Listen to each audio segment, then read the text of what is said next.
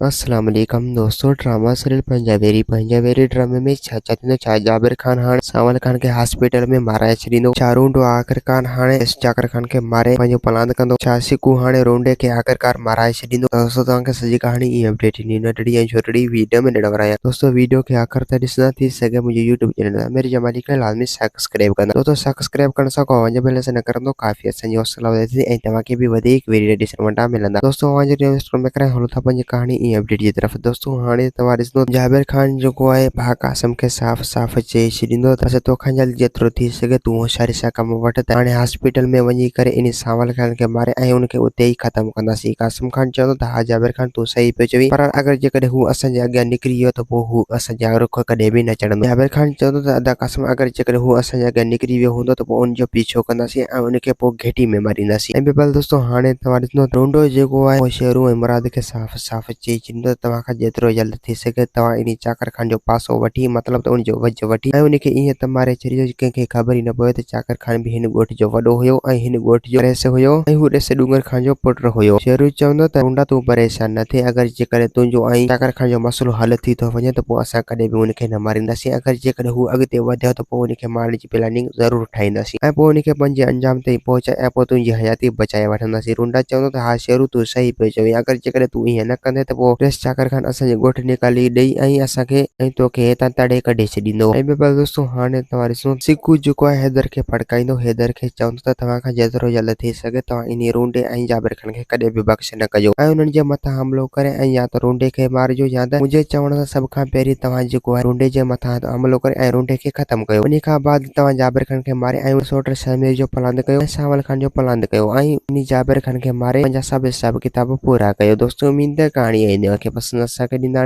वरी तव्हां सां मिलंदासीं कि नई वीडियो में। जेसीं ताईं पंहिंजो ख्यालु रखंदा। खुदा हाफ़िज़।